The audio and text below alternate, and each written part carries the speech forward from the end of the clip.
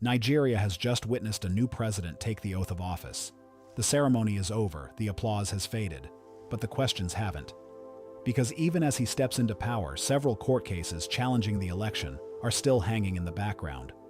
It's one of those moments where hope and uncertainty sit side by side. In the speech you're about to hear, promises are made about unity, growth, and the future. But as always with words spoken on a historic day, the real question is simple. Will those promises hold up over time? As the speech begins, there's no attempt to pretend the road to this moment was smooth. The president openly admits the election was tough, intensely contested, and in the end, narrowly decided. It wasn't a landslide. It wasn't a quiet victory. It was the kind of political battle that leaves emotions running high long after the final numbers are announced. Still, he stands there, insisting that the outcome reflects the will of the people. In his telling, the vote may have been close, but it was legitimate, and he makes a point of addressing the voices that disagree. Because many do. Some of his opponents have already taken their objections to court, challenging the result and asking the legal system to review what happened. Instead of dismissing them outright, he acknowledges their decision. In fact, he frames it as a right one protected by the rule of law. If people believe the process was flawed, he says they are free to seek justice through the courts. But even as those legal battles unfold, he urges the country not to lose sight of something larger. The election may have divided voters, but the nation itself cannot remain divided. To those who supported him, he offers gratitude. To those who didn't, he offers the same.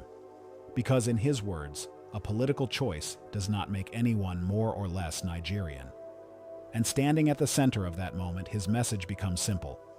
The contest is over. The country remains one. After addressing the election itself, the tone of the speech begins to shift. The focus moves away from the contest and toward a bigger question. What does it actually mean to build a nation like Nigeria? He suggests that progress cannot be measured by economics alone. Yes, growth matters. Jobs matter. Prosperity matters. But he argues that those things by themselves never tell the full story of a country. A nation, in his view, is also built through something less tangible: the way people treat one another. He talks about compassion, about fairness, about the need for citizens to see each other not as rivals divided by politics, ethnicity, or region, but as members of the same shared community. Because Nigeria is vast and diverse. From the creeks of the Niger Delta to the wide northern savannah, from the busy business centers of Lagos to the political capital in Abuja, the country is filled with different cultures, languages, and histories. And yet he insists those differences should never become walls. He points to the Constitution as the foundation and agreement written on paper that defines the nation. But paper alone cannot create unity. That responsibility, he suggests, belongs to the people themselves. Only through cooperation, respect, and a sense of fairness toward one another can that document truly come alive and begin to shape the Nigeria many hope to see. From there, the speech moves into something more direct, the principles that, according to him, will guide the way he governs. And the first promise he makes is a simple one, at least in words. He says his leadership will not belong to one side or one group. As president, he declares that he will govern without prejudice toward anyone and with fairness toward everyone. At the center of that promise is the Constitution, not just as a document that sits on a shelf, but as the rulebook that must guide every decision. He frames his administration as one that will remain firmly within the boundaries of law, insisting that government must be impartial and accountable to the same rules that bind the nation itself. Then the tone sharpens. Because alongside unity and fairness, there is another reality: the country faces security. He speaks about the threats that continue to challenge stability, from terrorism to organized criminal activity. His message here is firm: the state must defend itself and its citizens. That means strengthening the country's security structure, investing more in personnel, and improving the training, equipment, and support given to those responsible for protecting the nation. But security, he suggests, is not only about confronting violence. It also means confronting corruption. He pledges that institutions responsible for fighting corruption will be strengthened and made more effective, arguing that without justice and accountability, neither stability nor prosperity can truly take hold. Then the speech turns toward the economy, the question that for many people listening probably matters the most. Because beyond politics and speeches, everyday life is shaped by something very practical: jobs, opportunity, the ability to build a stable future.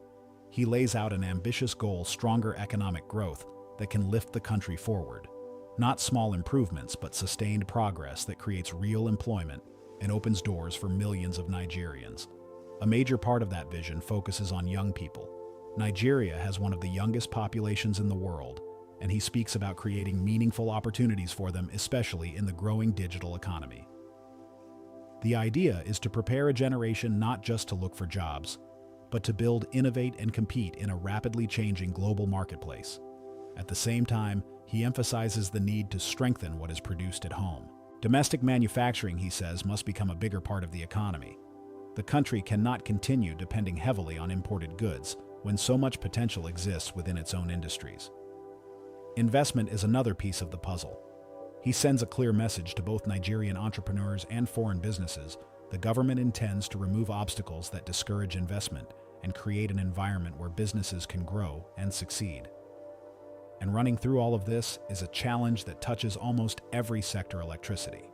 He speaks about expanding access to reliable power, making energy more available to businesses and households alike, because without it, even the best economic plans struggle to move forward. The speech then shifts toward the sectors that quietly sustain daily life across the country. Agriculture becomes a central focus. He talks about the millions of Nigerians whose livelihoods depend on the land, and the need to make farming more productive and more rewarding. Strengthening rural income, he suggests, isn't only about planting more crops. It's also about what happens after the harvest. Too much food is lost before it ever reaches a market. Crops spoil, storage is limited, processing systems are weak. So part of the plan involves building better storage and processing facilities across the country, reducing waste while allowing farmers to earn more from what they grow. He also speaks about modernizing livestock practices. The goal is to introduce more structured and efficient systems that can improve productivity while reducing the tensions that sometimes arise around traditional grazing. From there, the focus expands to infrastructure. Roads, railways, and water projects remain a priority, with a commitment to continue the development efforts already underway. These are the kinds of projects meant to connect regions, support businesses, and keep the country moving. But near the end of this section comes a decision that immediately catches attention. He announces that the long-standing fuel subsidy will be removed. It's presented as a difficult choice, but one he believes is necessary. The argument is simple. The resources spent sustaining the subsidy, he says, should instead be redirected toward broader public development. As the speech begins to wind down, the long list of plans and policies fades into the background. The tone becomes more personal again. After outlining what his administration hopes to achieve, he steps back and speaks directly to the people who placed him in this position. There is gratitude in his words.